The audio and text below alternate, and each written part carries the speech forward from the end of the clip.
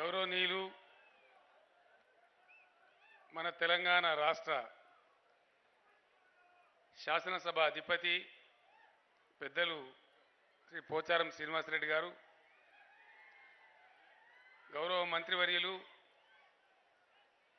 యువ నాయకులు మిత్రులు ప్రశాంత్ రెడ్డి గారు, వేదికను అలంకరించిన గౌరవ పార్లమెంట్ సభ్యులు, శాసన మండలి సభ్యులు, శాసనసభ్యులు, జడ్పీ చైర్మన్లు, మున్సిపల్ చైర్మన్లు, స్థానిక సంస్థల ప్రజాప్రతినిధులు, ఈ శుభప్రదమైన ఈ రోజులో భగవంతుని దర్శించుకోవడానికి స్వామివారి కళ్యాణం రోజు ఇచ్చేసినటువంటి అన్నదమ్ములకు, అక్క చెల్లెలకు అందరికీ కూడా నా యొక్క హృదయపూర్వక నమస్కారాలు.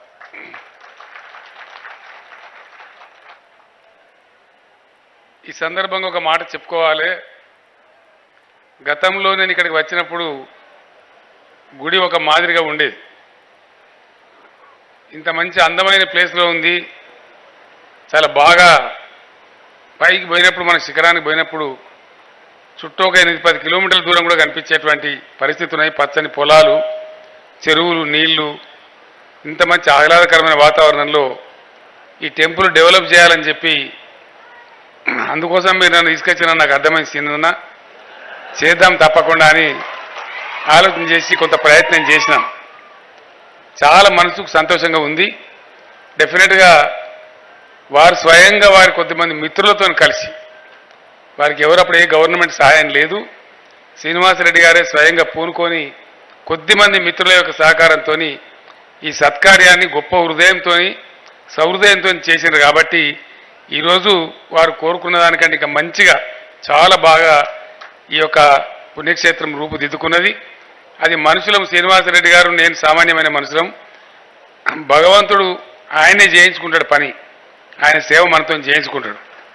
మ్యాన్ ప్రపోజెస్, గాడ్ డిస్పోజెస్ అని భగవంతునికే దయ శ్రీనివాసరెడ్డి గారి మీద వచ్చింది, బాన్స్వాడ మీద వచ్చింది. కాబట్టి నన్ను కూడా పిలిపించుకొని ఆయన నన్ను కలిపి ఆయనంతా ఆయనే చేయించుకున్నాడు. మనదేం లేదు.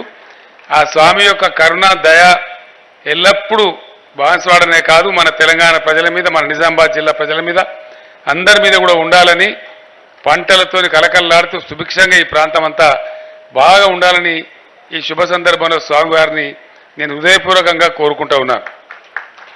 ఈ సందర్భంలో ఇంకా కొన్ని పనులు చేయాల్సినటువంటి అవసరం ఉన్నట్టుగా నేను భావిస్తూ ఉన్నా. 23 కోట్ల రూపాయలు ఇప్పటికే ఇచ్చారని చెప్పినారు శ్రీనివాసరెడ్డి గారు. వారికి నేను ఇంకొక 7 కోట్లు కూడా ఈరోజే మంజూరు చేస్తాం. మిగిలిన పనులు ఉన్నట్టయితే ఆ రిటైనింగ్ వాల్స్ కానీ, ఇంకేమైనా కానీ, ఇంకొక 2 సూట్స్ కానీ, ఎందుకంటే పెళ్ళిళ్ళు కూడా బాగా జరుగుతున్నాయి. ఇక్కడ చాలామంది ప్రజలు వస్తున్నారు. గుడి అంటే ఒక కమ్యూనిటీ హాల్ లాగా, ఒక కమ్యూనిటీ కేంద్రం లాగా ప్రజలకు ఉపయోగపడేటువంటి ఒక ఆధ్యాత్మిక కేంద్రంగా ఉంటుంది. కాబట్టి ఎంత చేసినా మనం తక్కువ లేదు. కాబట్టి మరొక 7 కోట్లు కూడా తీసుకొని ఇంకా మిగిలిన పనులు కూడా కంప్లీట్ చేస్తే ఒక సమగ్రమైనటువంటి అవసరాలతో కూడుకున్నటువంటి పుణ్యక్షేత్రం అవుతుంది. కాబట్టి ఆ ప్రకారం చేయాలని పెద్దలు శ్రీనివాసరెడ్డి గారు నేను కోరుతా ఉన్నా. రెండవ విషయం, శ్రీనివాసరెడ్డి గారు చెప్పినారు, ఒకానొక సందర్భంలో శ్రీనివాసరెడ్డి గారు ఎమ్మెల్యేగా ఉండే,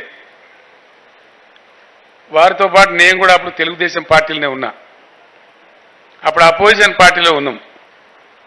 నిజామాబాద్ కలెక్టరేట్ దగ్గర వారు దాదాపు ఒక 7 రోజులు 8 రోజులు నిరాదీక్ష కూర్చున్నారు. వారితో పాటు కొంతమంది ఇతర శాసనసభ్యులు. నేనే వచ్చినప్పుడు ఏంది అసలు పరిస్థితి అని చెప్పి తెలుసుకోవడానికి. సింగూరు ప్రాజెక్ట్ నుంచి నీళ్లు రావాలి. యాక్చువల్గా నాకు అంతకుముందు కూడా అంత డీటెయిల్గా విషయం తెలియదు. వారు దీక్ష తీసుకున్న సందర్భంలో నేను నిజామాబాద్ సందర్శించినప్పుడు నేను పెద్దలను తెలుసుకుంటే నా దృష్టికి వచ్చిన విషయం ఏంటంటే, మంజీరా నది మీద తెలంగాణ హైదరాబాద్ స్టేట్గా ఉన్నప్పుడు దేవునూరు అని చెప్పి ఒక 50 టీఎంసీలతో ప్రాజెక్టు ఆ రోజుల్లో తలపెట్టారు. నిజాం సాగర్కి సప్లిమెంటేషన్గా. అప్పటికే నిజాం సాగర్ ఉంది. అది ఆంధ్రప్రదేశ్ ఏర్పడిన తర్వాత అబాండన్ అయిపోయి దాని స్థానంలో దాన్ని కుదిచ్చి 50 టీఎంసీల నుంచి తక్కువ చేసి 30 టీఎంసీలు చేసి సింగూరు ప్రాజెక్టు కట్టినారు. వాస్తవానికి అది ఉండడం మెదక్ జిల్లాలో ఉన్నప్పటికీ, నిజామాబాద్ బార్డర్లో ఉండి మెదక్ జిల్లాలో ఉంటుంది. అయినప్పటికీ ఆ రోజు ఇది మా ప్రాజెక్టు, మా పొలాలకు నీళ్ళు వస్తాయని చెప్పి నిజామాబాద్ ప్రజలే ఎక్కువ మంది దాని ఫౌండేషన్ స్టోన్కి వచ్చినారు సింగూరు ప్రాజెక్టు. ఆ తదనంతరం సమైక్య రాష్ట్రంలో మనకు సంభవించిన అనేక బాధలు, అనేక రకాల ఇబ్బందులు ఎన్నైతే ఉండనో అందులో మనం సింగూరును కోల్పోయినాం.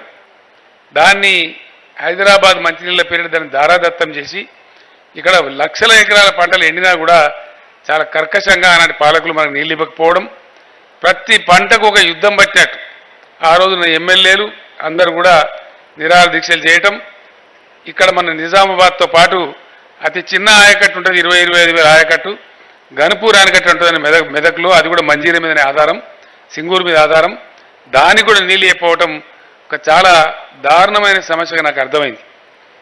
ఇట్లాంటి ఎన్నో సందర్భాలు చూసినప్పుడు, ఎన్నో రకాల ప్రాంతాలు తిరిగినప్పుడు కలిగినటువంటి అనుభవాలు, అందులో నిజామాబాద్లో ఈ నిజాం సాగర్ ఎప్పుడో 110 ఏళ్ల కింద కట్టినటువంటి ప్రాజెక్టు, దీని కింద ఆయకట్టు ఉండి అన్నీ ఉండి ఇంత బాధ అనుభవించే పరిస్థితులు చూసినప్పుడు దీనికి పరిష్కారం ఏమిటి, సొల్యూషన్ ఏమిటి అనే మాట ఆలోచన చేస్తాం.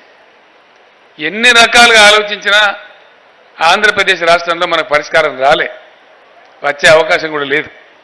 చెప్పినాం, మాట్లాడినాం, ఆ రోజులుండే ముఖ్యమంత్రులతో పెద్దలతో మాట్లాడినాం, కానీ సొల్యూషన్ రాలే.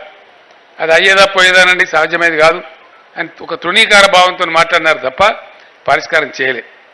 ఈ సందర్భంగా నేను స్వామివారి సన్నిధిలో ఉండి చెప్తా ఉన్నా, తెలంగాణ ఉద్యమం చేయాలి, తెలంగాణ ప్రజల హక్కుల కోసం, తెలంగాణ రాష్ట్రం వస్తేనే అనుకున్నట్టుగా కడుపు నిండా మన వనరులు మనకై మనం బతుకుతాం అని ఎప్పుడైతే నా మనసులో ఆలోచన పురుడు పోసుకుంటున్నదో అందులో మన నిజాం సాగర్ నీళ్ళ బాధ కూడా ఒక భాగం అని చెప్పి ఈరోజు నేను మీకు మనవి చేస్తా ఉన్నా.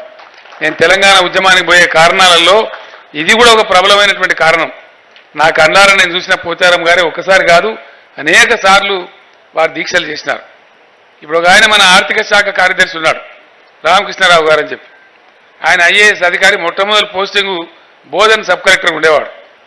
బోధన్ సబ్ కలెక్టర్ ఉండి ఈ ప్రాంతం పోతుంటే ఇదే దారిలో బాన్స్వాడ నుంచి పోతుంటే బాన్స్వాడ తహసీల్ ఆఫీస్ దగ్గర సీనియర్నాథ్ తన బృందావనం తీసుకొని ధర్నా చేస్తూ ఉన్నారు. రామకృష్ణారావు ఇప్పుడు కూడా నాకు చెప్తాడు, ఆ రోజు శ్రీనివాసరెడ్డి గారు మాట్లాడిన మాట ఏంటంటే, బతికి ఉన్నప్పుడు మంచినీళ్ళు ఇచ్చి గంజి పోసినా సరే బతికేయండి సార్, చచ్చిపోయినాక నువ్వు బిర్యానీ పెడితే లాభమైంది, పంట ఎండిపోయిన తర్వాత కాదు మాకు నీళ్ళు ఇచ్చేది, పంట ఉన్నప్పుడు రావాలని చెప్పి కొట్టానటువంటి వ్యక్తి ఆనాటి నుంచి ఈనాటి దాకా. నేను ఇంకొక విషయం కూడా మీకు మనవి చేస్తూ ఉన్నా, మీ అందరు అదృష్టవంతులు, స్థానిక నాయకుడు, లోకల్ నాయకుడు, ఈ మట్టిలోనే పుట్టి ఈ మట్టిలోనే పెరిగినటువంటి బిడ్డ పోచారం గారు. అన్ని తెలుసు ఆయనకు, మంచి చెడ్డ, అన్ని జాతులు, అన్ని కులాలు, అన్ని మతాల ప్రజలు, వీరు వారనే భేదం లేదు. చాలా ఆత్మ ఉన్నటువంటి మనిషి, ఆత్మీయంతో ఉన్నటువంటి మనిషి. మొన్న శాసనసభ జరుగుతూ ఉంది, బడ్జెట్ సమావేశం.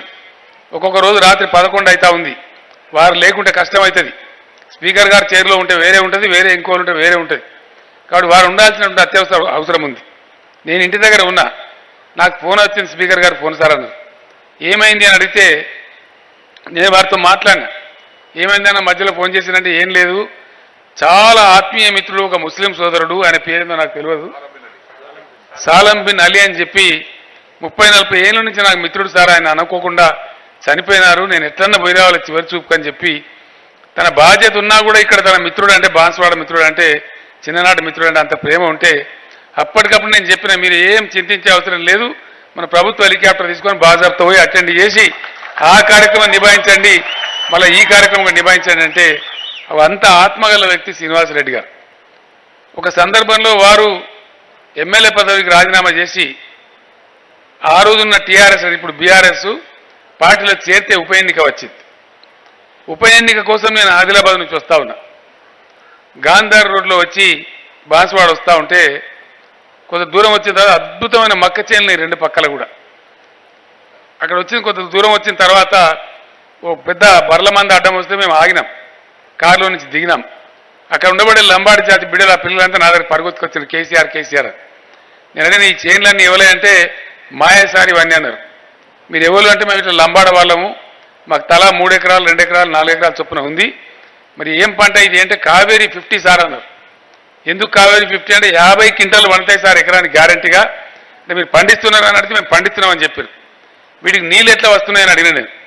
వాళ్ళు ఒకటే మాట చెప్పినారు, మాకు అనేకమైన బోర్వెల్స్ వేయించారు, 2, 3, 4 ఊర్ల పొత్తులు ఒక సబ్స్టేషన్ పెట్టించారు, ట్రాన్స్ఫార్మర్లు ఇప్పించారు, మా పోచారం శ్రీనివాసరెడ్డి గారు అన్ని చేయించారు సార్ మాకు అని చెప్పినారు.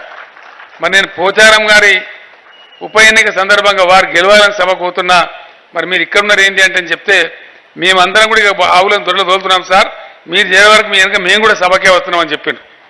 పోచారం గారు గెలిచే మిచ్చట ఆ లంబడోళ్ళ పిల్లల తండాల దగ్గర మక్క చేనులలో బాన్స్వాడకు 15 కిలోమీటర్ల దూరంలో వారు గెలుస్తారన్న ముచ్చట నాకు అక్కడనే చెప్పారు. వారు మేము వస్తున్నాం సార్, బ్రహ్మాండం గెలిపించుకుంటాం మా సారే, మీరు ఏం ఫికర్ చేసేది లేదని చెప్పి మరి ఇదే వెళ్ళిపోయిన లేదు సభ అయిపోను, నువ్వు అందరికి చెప్పిపోవాలి కదా అని చెప్పి అంటే ఆ రోజు నుంచి కూడా ఈ రోజు వరకు కూడా ఒక చిన్న పిల్లవానిలాగా తన నియోజకవర్గ అవసరం అంటే చాలా వినయంగా విధేయతతోని నేను ఒక రాజ్యాంగబద్ధమైన ముఖ్యమంత్రి సమానమైన హోదాలో స్పీకర్ హోదాలో ఉన్నటువంటి మాట మరిచిపోయి బాన్స్వాడ కావాలి అంటే తను ఎంత వినయంగా అంటే చెప్పతరంగాని బాధతోని ఆ పని సాధించడానికి ఊరుకోడు. మీకు మస్తు ఆయకట్టు ఉంది కదా సీనన్న అంటే అన్నీ ఉన్నాయి కనుక జాకోర చెందూరు ఉన్నది సార్, కాలువ మీద లిఫ్ట్ పెట్టితే ఒక చెరువు ఉన్నది నింపితే 10,000 ఎకరా ఆయకట్టు వస్తుంది సార్ అంటే 10,000 ఆయకట్టు అనేది ఎంత లాభం ఉంటుందో ఆయనకి ఎరక. ఆయన అదే మట్టిలో పుట్టిన వ్యక్తి, ఆ వ్యవసాయంలో పెరిగిన వ్యక్తి, వాళ్ళ కుటుంబం వ్యవసాయ కుటుంబం కాబట్టి రైతాంగం చల్లగా ఉంటే రైతాంగం కడుపు నిండా పంటలు పండిస్తే ఏరియాకి ఎంత లాభం జరుగుతుందో వారికి తెలుసు. కాబట్టి ఇప్పుడు కారులో వస్తుంటే కూడా నాకు చెప్తున్నారు పచ్చని పంట పొలాలు బాగుంది ఎప్పటికుంటుంది కాబట్టి ఆ మూలకేదో నాకు జాగా అనిపిస్తే గెస్ట్ హౌస్ కట్టేయమని నేను వారిని రిక్వెస్ట్ చేస్తాను. వారు చాలా గర్వంగా చెప్తున్నారు సార్ మా ఏరియా రైతులు 1,500 కోట్ల రూపాయల పంట పండిస్తారు ఒక బాన్స్వాడ ఏరియాలో అని చెప్తా ఉన్నారు. ఇక్కడ పండే పంట మీద దాని యొక్క మంచి చెడ్డల మీద అంత ఆసక్తి ఉంటుంది వారికి. అనేక సందర్భాలలో మాట్లాడుతుంటే ఎక్కడ పోయి వచ్చిన సినన్ అంటే అక్కడనే ఉన్న సార్ 2-3 రోజుల నుంచి బాన్స్వాడ ఎందుకున్నారు, వడ్లు పంట వచ్చిందిగా సరిగా కాంట పెట్టిపించినా కాంట పెట్టిపోతే కొడుకులు దళాలు మోసం చేస్తున్నారు, కాంట పెట్టగానే మళ్ళీ రేటు చక్కగా ఇస్తున్నారు. కాబట్టి ప్రతి అంటే ధాన్యం పంట వచ్చినప్పుడు ఏమైనా కింది మీద కాకుండా ధర మోసం జరగకుండా ఎంఎస్పీ వచ్చే విధంగా గ్రామాలు తిరిగి కాంటా పెట్టించిన నాయకులు ఎంతమంది ఉంటారు? ఇంత పెద్ద హోదాలో ఉన్న మంత్రిగా ఉన్నా స్పీకర్గా ఉన్నా ఆయన్నే స్వయంగా పోయి కాంటాలు కూడా ప్రారంభం చేయించేంత ఓపికతో పనిచేసే నాయకుడు పోచారం శ్రీనివాసరెడ్డి గారు. వారి నాయకత్వంలో ఈ నియోజకవర్గం చాలా బాగైంది. నేను ఇంతకుముందు పట్టణంలో వస్తుంటే రోడ్లు కూడా చూసినాను. ఈ మధ్యనే ఇక్కడ మెటర్నిటీ హాస్పిటల్కి అఖిల భారత స్థాయి గుర్తింపు కూడా వచ్చింది, నంబర్ 1 హాస్పిటల్ ఇండియాలో గుర్తింపు కూడా వచ్చింది. వారు అనేక కార్యక్రమాలు సాధించినారు. ఇంకా కూడా తప్పకుండా వారి ఆధ్వర్యంలో ఈ నియోజకవర్గం చాలా అద్భుతమైన అభివృద్ధి చెందుతుంది. వారు వయసు పెరుగుతుందంటే నేను కూడా ముసలిని అయిపోయి నాకు ఇప్పుడు 69 వచ్చినాయి. కాబట్టి నేనున్న రోజులు మీరుండవలసింది, మిమ్మల్ని వదిలిపెట్టే ప్రశ్న లేదు. బాన్స్వాడ సేవ చేయాల్సిందే. మీ మాటనే బ్రహ్మాస్త్రంలా ఉంటుంది. మీకు ఫిజికల్గా బాగా లేకున్నా మీరు చెప్తే కాదంటే వాళ్ళు ఉండరు. ఓ చీఫ్ సెక్రటరీ కానీ చీఫ్ సెక్రటరీ కానీ డైరెక్ట్గా ఫోన్ లిఫ్ట్ చేసి చీఫ్ మినిస్టర్ కానీ మాట్లాడే శక్తి, ఆ ఓపిక, ధైర్యం, ఆ నిజాయితీ మీకు ఉంది. కాబట్టి మీరు ఇంకా కూడా బాన్స్వాడ ప్రజల సేవ చేయాలని చెప్పి నేను కోరుతా ఉన్నా. మిగిలిన పనులు మీకు తెలుసు, మీకు అన్ని గల్లీ తెలుసు, మీకు ఏమేమి అవసరమో తెలుసు. నేను వస్తుంటే బస్సులో నాతో పాటు వారు కూర్చొని ఈ రోడ్ ఎన్ని మీటర్లు ఉన్నది, ఈ రోడ్ ఎన్ని మీటర్లు ఉన్నది, ఇది ఈ విధంగా చేసినామని చాలా గర్వంగా సంతోషంగా తను సాధించిన ప్రగతి గురించి నాకు చెప్తా ఉన్నారు. ఇంకా కూడా చేయాల్సిన అవసరం ఉంది. బాన్స్వాడ పట్టణం ఇంకా కూడా అభివృద్ధి చెందాల్సిన అవసరం ఉంది. ప్రత్యేకమైన వారి మీద ఉండేటువంటి నాకు ఆదరాభిమానాల వల్ల ఈ టెంపుల్కు ఒక 7 కోట్ల రూపాయలు మంజూరు చేయడమే కాకుండా ముఖ్యమంత్రి యొక్క స్పెషల్ డెవలప్మెంట్ ఫండ్ నుంచి ఒక 50 కోట్ల రూపాయలు బాన్స్వాడ నియోజకవర్గానికి నేను అనౌన్స్ చేస్తా ఉన్నాను. వారు ఎక్కడ పెట్టుకుంటారో వారి ఇష్టం. టౌన్లో పెడతారా, గ్రామాల్లో పెడతారా, ఎక్కడ వాడతారని నాకు తెలియదు. మీరు వారిని పట్టుకోండి, మీరు అవసరం ఉన్నోళ్ళు కాబట్టి పట్టుకుంటే మీ పనులన్నీ అయిపోతాయి. ఆ ప్రకారం స్పీకర్ గారి నియోజకవర్గం కాబట్టి మా సురేందర్ గారు, మా వాళ్ళ జనార్దన్ గారు, మన గంప గోవర్ధన్ గారు చూస్తున్నారు. నేను అక్కడ కూడా ఇస్తాను. కానీ స్పీకర్ గారి నియోజకవర్గం కాబట్టి మీరు పాలిరికం పెట్టుకోవద్దు. పెద్ద మంచి కాన్స్టిట్యూన్సీ కాబట్టి పెద్దరికంగానే ఉండాలి. ఆ రకంగా ఈ డబ్బును కూడా సద్వినియోగం చేసి బాన్స్వాడ ప్రజల సేవ కోసం వారు వినియోగిస్తారు. ఒక్క పైసా కూడా దుర్వినియోగం కాకుండా ఎక్కడ పెట్టుకోవాలి, ఏం చేయాలి, ఎడ్యుకేషన్ ఇన్స్టిట్యూషనా ఫలాందా నేను చెప్పే అవసరం లేదు. వారు చాలా ప్రతి మారుమూల ఇంచి తెలుసు కాబట్టి ఆ పని వారు చేస్తారు. ఆ రకంగా వారు చేయాలని చెప్పి నేను కోరుకుంటా ఉన్నా. రెండవది ఈరోజు ఇంత ఉత్కృష్టమైనటువంటి కార్యక్రమం భగవంతుని కళ్యాణంలో పాల్గొనడం అంటే అందరికి అవకాశం రాదు. ప్రత్యక్షంగా సమీపంలో కూర్చొని ఇంత గొప్ప ప్రశాంతమైన వాతావరణంలో చాలా గొప్పగా చూడ చక్కగా నిర్మాణమైనటువంటి ఈ భగవత్ ప్రదేశంలో నేను నా ధర్మపత్నితో సహా వచ్చి ఇంత పెద్ద ఎత్తున పాల్గొనే అవకాశం కల్పించిన శ్రీనివాసరెడ్డి గారికి, వారి ధర్మపత్ని గారికి, వారి కుటుంబ సభ్యులకు, ఈ సంభ్రమంలో పాలు పంచుకోవడానికి వచ్చినటువంటి మీ అందరికీ కూడా పేరు పేరున ప్రతి ఒక్కరికి నేను ధన్యవాదాలు తెలియజేస్తా ఉన్నాను. అదేవిధంగా ఇంకో మాట కూడా నేను చెప్తాను. మనం కాళేశ్వరం ప్రాజెక్టు కట్టుకున్నాం. ఆశామాషిగా తమాషాకు జోకులకు కట్టుకోలే. ఒకటే ఒక మాట చెప్తా ఉన్నా, నిజాం సాగర్ అనేది ఎప్పుడు నిండే ఉంటుంది, మత్తడి లెవెల్లో తొలుకులు పడుతూనే ఉంటాయి. ఏదైతే మలన్న సాగర్ నుంచి వారు కాలువ పెట్టించిండ్రో నిజాం సాగర్ ఎండిపోయే ప్రశ్న రానే రాదు, ఎప్పుడు పచ్చగానే ఉంటుంది. మీరు కూడా బ్రహ్మాండమైన పంటలు పండించి వెంకటేశ్వర స్వామి దయ వల్ల చాలా చక్కగా ఈ ప్రాంతం అంతా ఉండాలని, ప్రభుత్వం అందించే వసతులు అందుకొని బాగా ఇంకా అభివృద్ధిలోకి రావాలని హృదయపూర్వకంగా కోరుకుంటూ నేను సెలవు తీసుకుంటా ఉన్నా. జై తెలంగాణ, జై భారత్.